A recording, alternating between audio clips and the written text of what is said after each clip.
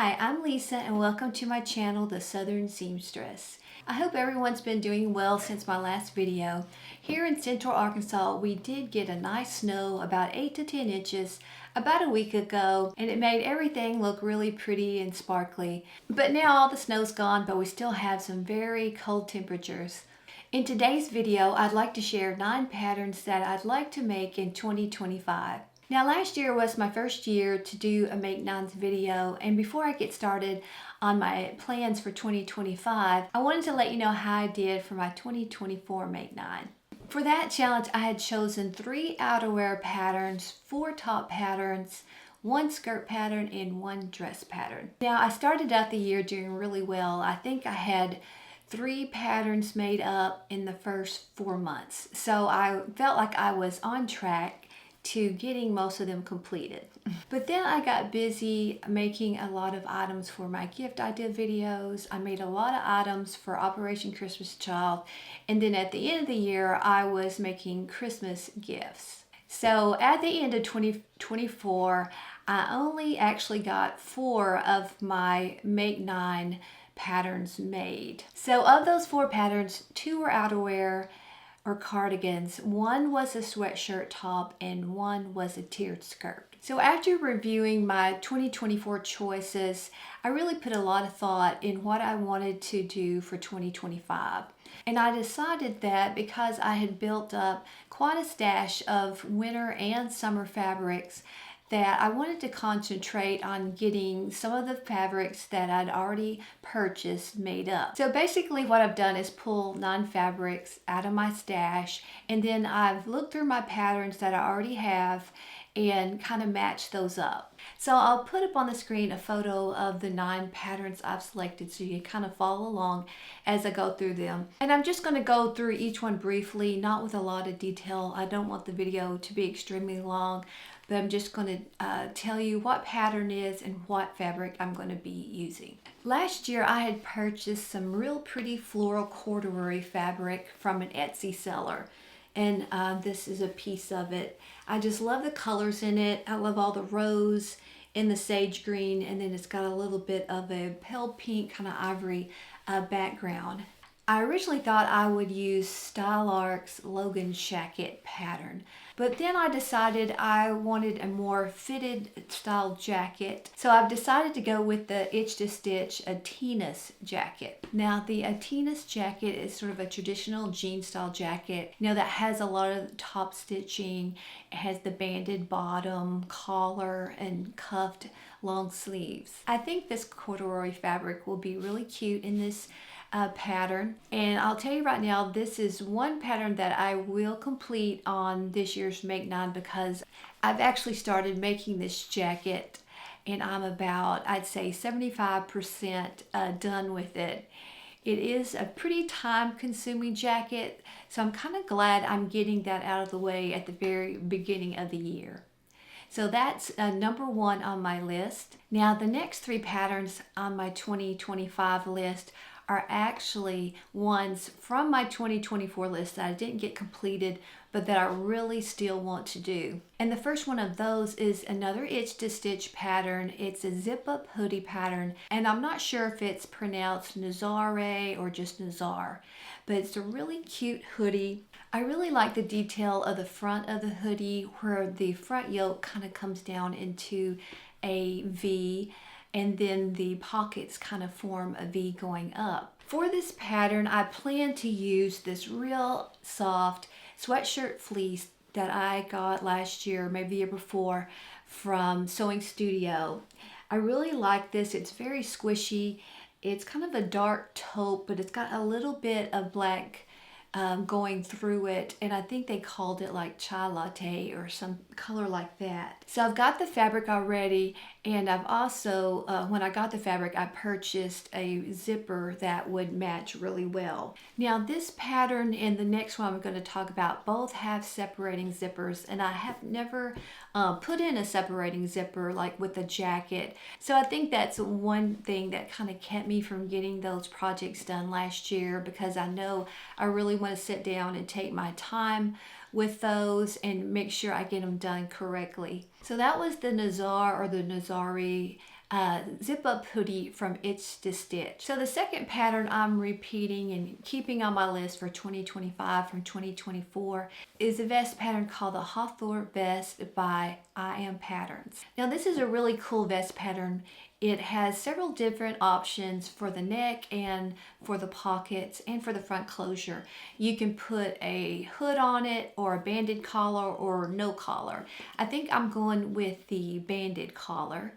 You can put snaps on the front closure or a zipper. And when I bought the fabric that I'm going to use from Guthrie & Ghani, I went ahead and got the matching lining and the matching zipper for this. So I'll be doing the zipper version, and you can do patch pockets, no pockets, or welt pockets, and I believe I'm going to go with the welt pockets. So for the fabric for this pattern, I'm going to use this real pretty rosewood quilted puffy fabric from Guthrie & Ghani. This fabric is pretty lofty and I think it'll be really warm. Last year I had made a vest out of similar fabric but just olive green, and it's really comfortable and cozy when I wear it. So like the previous project, I think I didn't get this one done because I knew it was just going to take me some time to figure out the separating zipper and also decide exactly how I wanted to adjust the vest, if I wanted to make it shorter.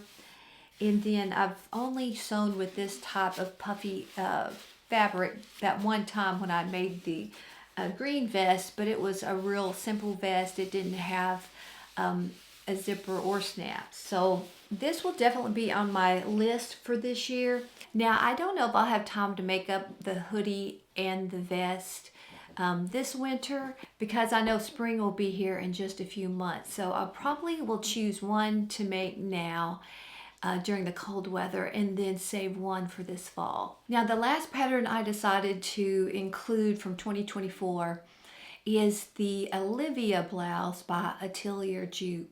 I think this is a really pretty blouse. I love the gathering around the neckband and the bottom of the sleeves, and I also like that it has raglan sleeves. The fabric that I want to use for this blouse is a very pretty floral. It's a rayon viscose from Guthrie & Ghani that I purchased in the last year or two. I love all the bright colors, and it's got a really nice drape to it, and I think it will work very well in this pattern. I think one reason I didn't get this pattern made last year is because the last time I tried to do buttonholes on my machine, I was getting some kind of error, and it kept saying to put the lever down, but the lever was already down. So I don't know if it's a screw that needs tightened or what. I do need to figure out how to get that corrected.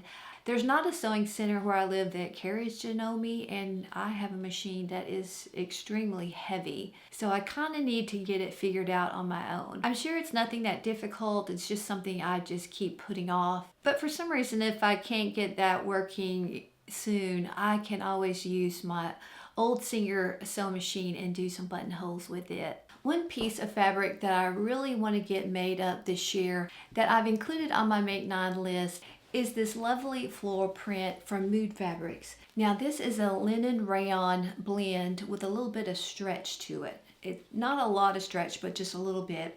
Now when I ordered this, I ordered another piece of linen fabric that had almost the same floral print on it, but it was 100% linen, and I made it up into a really pretty dress using a pattern by Seamwork. Now I was originally kind of thinking I might make a skirt with this, but I only have 1.5 yards fabric, so it would probably have to be more of a shorter A-line type skirt. But now I've decided that I think I want to make a top with it. I love wearing bright colors next to my face. I think it really helps brighten my complexion. So the pattern I have in mind right now for this fabric is one by Seamwork, and it's called the Hayden top.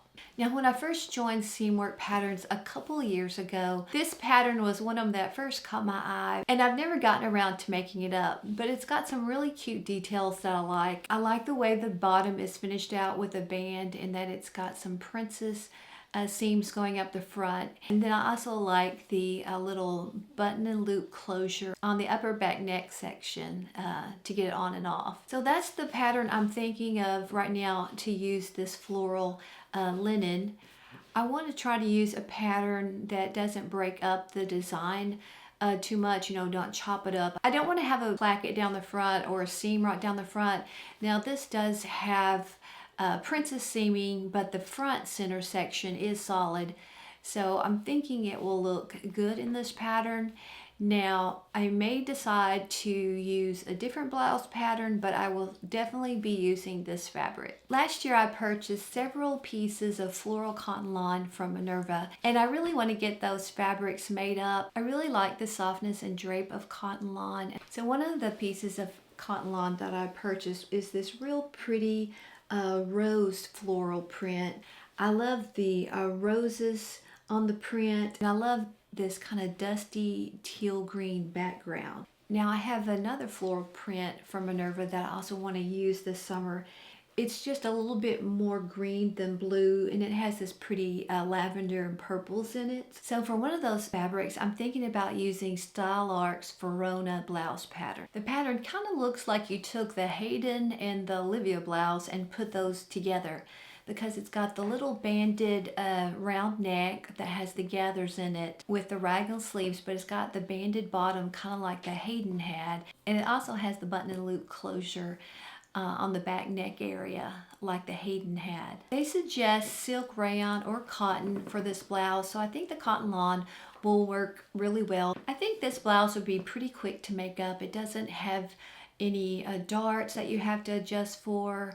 And of course it just has that one button, and so there's no buttonholes or zippers or anything like that. Now on their diagram of the pattern, they're showing the sleeves coming right below the elbow. I think I will probably shorten mine so that the sleeves will come right above the elbow, and that will make them just a little cooler for the summertime weather. Now another pattern that I'm thinking about using the cotton lawn with is a pretty blouse pattern by Tiana's Closet, and it's called the Paloma split neck blouse.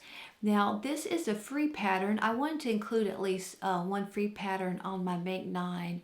Last year for the free pattern I had used one from Unfettered Patterns, and it was one I'd actually gotten made up. Now this pattern is just a cute sort of peasant style blouse. Now I had mentioned this pattern in a video I had done last summer. I think it was like 5 free summer patterns that I'd like to make up. And I've already gotten one of those blouses made up. So this would be the second one of those 5 free summer patterns that I wanted to make. So this has the puff sleeves coming right above the elbow. Like I said, I wanted to probably shorten the Style Art one and make it about the sleeves about the same length as this one. I think this blouse pattern should be a pretty quick make also, because it doesn't have any zippers or buttons. I don't think it has any darts, and it just slips easily over the head. So it looks like it would be a nice breezy cool top to wear in the summertime. So I wanted to include at least one knit pattern in my Make 9, and if you've watched many of my old videos,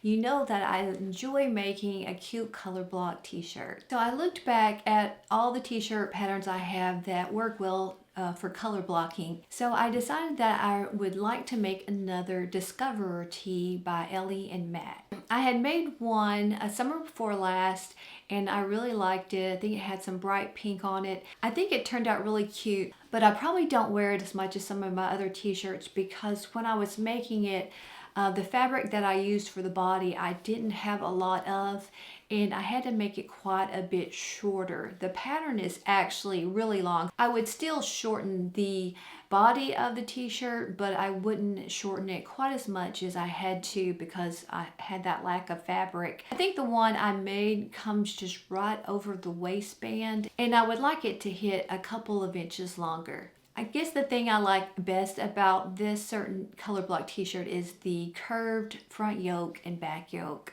I think that turned out really cute looking. Now I have several pieces of cute cotton jersey knit in my stash. I think most of them are from a purchase I made from Minerva last summer. So I've got 2 options I'm considering for the Ellie Mac t-shirt. And one of them is using this kind of teal bluish green pattern. Got a little bit of a white print in it with this cute bird print that has the same teal blue in it, and it has the white background. So I love all these bright colors, and I think these birds are really cute. I love to use fabrics with birds in them. So that's one possibility. So I think that these two fabrics would be really cute for that pattern.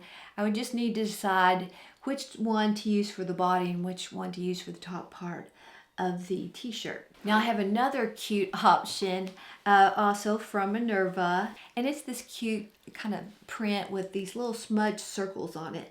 So it has some charcoal, it has this bright pink, it has this same teal blue. You can tell what my favorite colors are.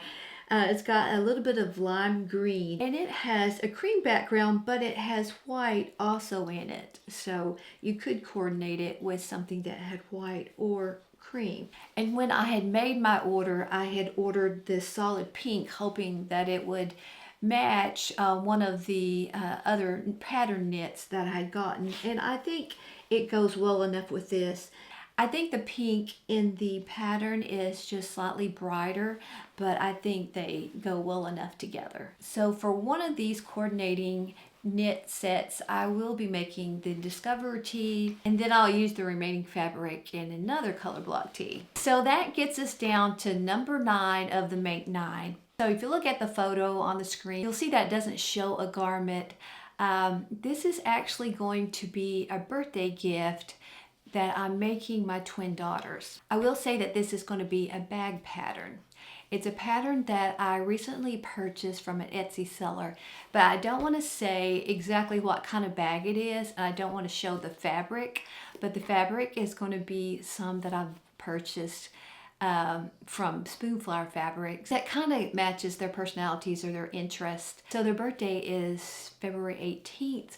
So as soon as I get my jacket completed, I'm going to start on these bags because it's going to take me a little while. Gotta get the zippers and the strapping and a little bit of hardware because this is a pattern I've never made.